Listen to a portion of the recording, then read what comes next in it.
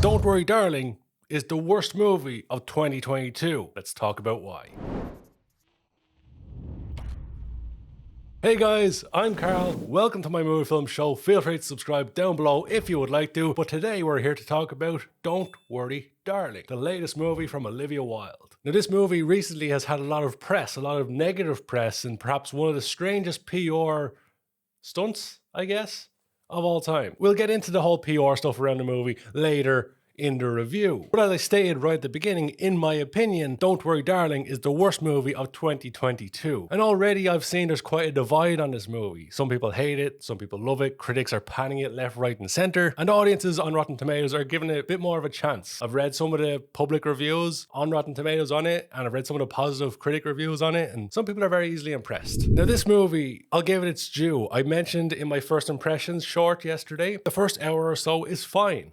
There's nothing wrong with it. It's got a little bit of intrigue to it. And Florence Pugh heavily carries the movie. Her performance within the movie is pretty damn strong. Even people I expected not to be too great, like Harry Styles, because he hasn't been in that level of role in any movie I've seen, I didn't expect Harry Styles to be too good either. In fact, I expected one of my key talking points in this review to be how Harry Styles is such a weird choice for the role and how he wasn't going to be a good actor. But I think he did fine. He didn't do anything wrong. He didn't do anything spectacular. It was a decent performance. The only performance I found a little bit over the top, a little bit strange, was Olivia Wilde, funnily enough. But that's kind of to be expected, because at the end of the day, this is her project, this is her baby, this is the project she's putting everything into, so she's going to have that little more wanting it to succeed, and you can kind of get that in her performance, that she's a bit too try-hardy, more so than everyone else, because she has a little bit more at stake in it, and you can kind of see that in the performance. But you can really see what a good actress Florence Pugh is. The movie is a psychological thriller, and for me, as someone who's not a huge horror fan, I don't watch loads of thrillers, but I've seen some damn good thrillers down the years. This movie, from a horror slash thriller aspect, is very, very tame. It comes across to me like it's been made by somebody who hasn't watched many thrillers or been invested in many thrillers. While you can see inspiration from some big movies and homages in places, just some of the aspects from a psychological thriller are so damn tame. And while you don't want to go too weird with it, the movie does need a little bit more from that thriller aspect. In fact, I found myself laughing more times in this movie than being freaked out or jumping out of my chair. It didn't achieve what it set out to do. It didn't have that freakiness to it. It tried at times. I guess for some people that just means putting dancers with funny faces in black and white, and that's your freakiness. But as I mentioned, I just felt all those aspects in the movie were rather tame. It's been done so much better in other movies. But that's a minor point to the whole thing. What it all boils down to is the story. That's the same with every movie ever made. It all boils down to the story, regardless of anything else. And for me, the story was so predictable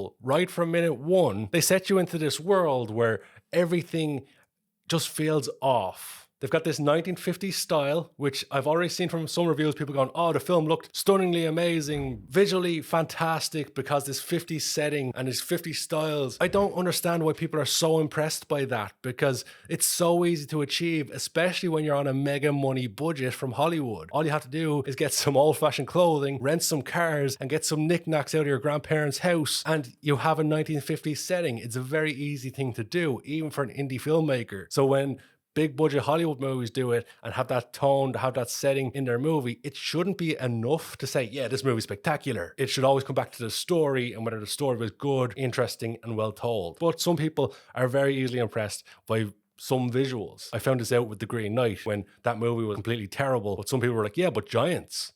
So, you know, good movie. And everybody's entitled to their own opinion. If you're easily impressed by visuals, good for you. Now, the movie, it did do a good job at the beginning of setting that unusual setting. Everything just felt too easy. It just didn't feel natural. And that's what they were trying to get across. All the wives did the same thing. All the men dressed sharp, went to work at the same time, pulled out of the driveway at the same time while all the wives waved them off. It instantly told you something's not right here. This feels strange. And that's what they're trying to get across. So they did a good job in that aspect. But it's also one of those things where we've seen many times before in other movies. And you instantly know something's not right here. Something's out of place. Something's going on. And in the modern day world, I'll throw a spoiler alert here in case you haven't seen the movie. But in the modern day world, 9 times out of 10 with filmmakers, it's now that either someone's in a VR world or in a simulation or in a computer game. So, you know, that's what this movie is. Someone's in a simulation or a VR world or a video game. They've got the thing on their eyes. They never fully say it's a video game or that it's a simulation. You could claim that video games and simulations are the same thing, but shut up. But for me, inside the first 10-15 minutes, I was saying, okay, Florence Pugh's in a simulation. How are they going to fix this? How are they going to make it unique? The answer was they're going to drag it out to hell. First hour and a half, there's an intrigue going on. They have a scene kind of like in Get Out, when the guy shouts out, "Get out!"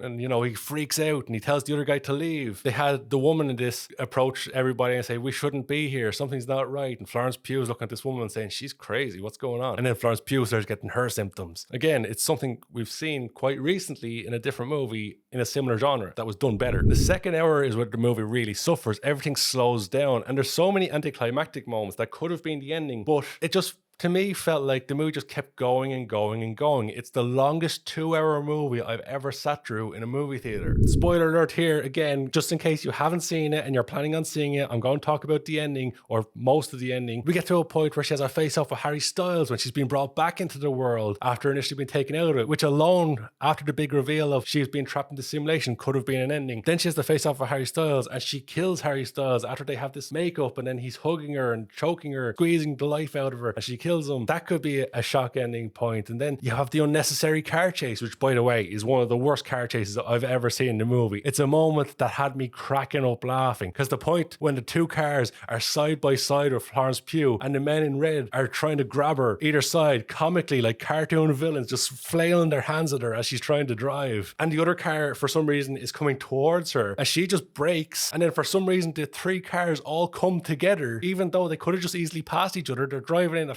feckin' desert. It was just so comical and cartoony how the three cars all just came together to explode. Then Florence Pugh is driving up a hill. More cars are chasing her. More men in red are chasing her, which we'll get to the men in red as well, because that's the whole thing. But the men in red are chasing her up the hill. Her car crashes, I guess because she's a bad driver, and she gets out and starts going up the hill. Or does she? Because she actually stops and then the camera pans down the hill. But the pan is so big and so wide, the camera is panning for a good minute and we see that the hill has nobody on it. There's just such a big gap behind her that if she just ran up the hill, she'd be there well before everybody else. But she waits and then looks down the hill. Now all the men are climbing up the hill, and then she finally gets up to the tower where she's going to touch the thing to leave, and she just stands there for a minute. It's like, do you want to be caught? That's what's happening? She just leaves enough time for the men in red to catch up to her. Similarly, when she actually gets the big reveal and Olivia Wilde tells her, "I know what's been going on all along, and you need to leave because they're going to kill you in the real world." Real spoilers going on here. When Olivia Wilde says, "They're going to kill you in the real world, now's your chance to escape, leave," she stands there with Olivia Wilde for a while going, "Tell me what you know." She's like, "No, get out.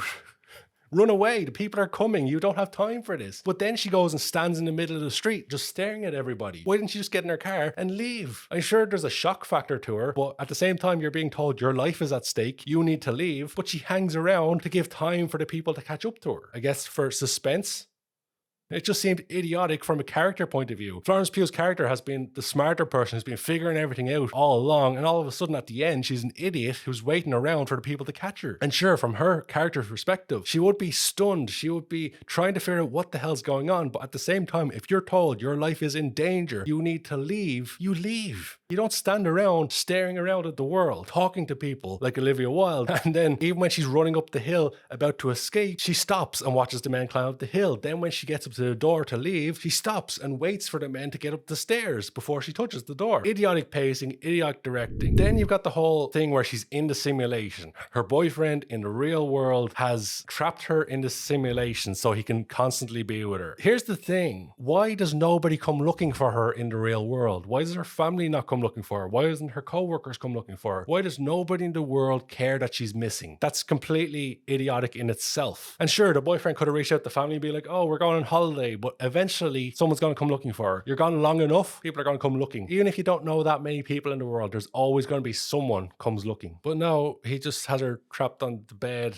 and hooked up to the simulation, which, it's an interesting idea, especially from a horror perspective. Also, I find the whole thing of taking these well-known, handsome men that women all over the world swoon over. I recently saw it with Dog, with Channing Tatum, where he was like, "Oh, no women want to be with me." Every straight woman in the world I know in the world always talks about Channing Tatum. And similar with Harry Styles, he's such a big following. To have him be this guy who's like sitting in front of a computer, he has stringy hair and he's greasy skin, and all of a sudden he's the most unattractive man in the world who has to trap his girlfriend in a simulation simulation for her to pay attention to him. It's just a little unrealistic. But then also with the simulation, you've got the men in the red coats, which I guess the director, Olivia Wilde, decided would be a cool thing to have in it. But if someone's in a simulation or in a video game, the men in red coats doesn't make sense. Because if they're in a video game and someone's controlling the video game, which it's put across to Chris Pine's in control of the whole simulation, that he's built the simulation and he's in control and he can give people kids and stuff like this, he can take things away. Why wouldn't he just remove someone from the program, edit the code, transport them to a new world? It's kind of hinted that that's what happens with Florence Pugh earlier in the movie when she's having these episodes, like when the wall's crushing her against the glass, that's the simulation is doing that to her as like a punishment. But when it comes to her needing to take her away, the men in red coats, actual physical men, have to come and grab the person and drag them away. Which, if this was a simulation like out in the desert, where in the real world they were brought to this town, had sedatives, and they were being placed in the real world in a small town and being kept away from the real world, that would make sense. But if they're in a simulation, it doesn't make sense that these men in red come and actually physically drag them away, because surely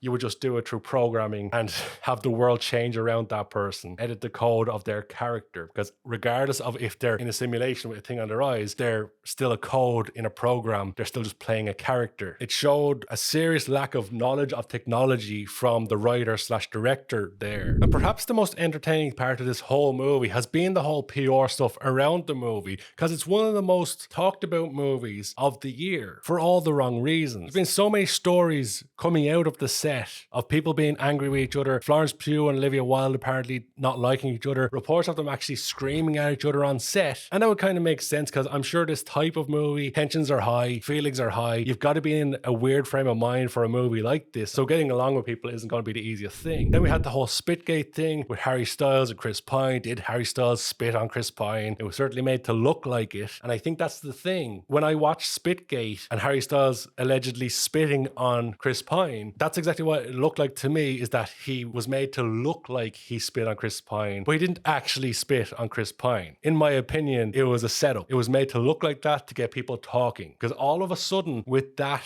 one PR thing, where afterwards they both put out statements going, I didn't spit on him or he didn't spit on me, and Harry Styles does a concert in New York and says, oh, I just went to Venice to spit on Chris Pine, makes a joke out of it. All of a sudden, Don't Worry Darling went from a movie nobody cared about, nobody was talking about, to overnight being a movie everybody was aware of, everybody was talking about. All the stuff about Olivia Wilde and Florence Pugh not liking each other, that's been coming out more and more as well. And it's not unusual for actors and directors not to get along, but there's so much coming out of the set, it's in itself unnatural, like a lot of stuff in the movie, that there's so much coming out from the set and so much tension between the characters being spilled out into the public domain that it has to be fake just to promote the movie. And in one way, I think it's actually really clever from the studio or from the film itself to make this fake drama in a way to promote their movie, because they got a movie that nobody cared about to being a movie a lot of people were talking about. Whether people will go to see it or not is another story. A lot of people became aware of the movie because of the random PR stuff around it. It's the stuff we often see with YouTube drama. Controversy creates cash at the end of the day, and I think that's fully what Spitgate was and all the PR stuff around this movie was. So to sum it up, the movie, it was longer than it needed to be. It felt like a long movie. The story is poorly told. They constantly throw in cliches and movie tropes they didn't need to in there. One of the worst car chases of all time I've ever seen. The men in red were so unnecessary and shows a clear lack of understanding of technology from the director. The story was idiotic and been done better in other movies. Florence Pugh puts in a good performance. All the performances in the movie are fine for the most part. But is the movie enjoyable? Well, I left the movie theater going,